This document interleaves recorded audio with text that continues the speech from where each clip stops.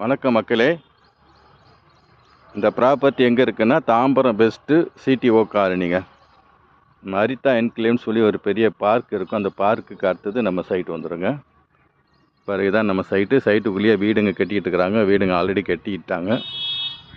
Cement road போட்டு drainage எடுத்து கொடுத்துருக்குறோம். ஸ்ட்ரீட் லைட் வந்துடும்.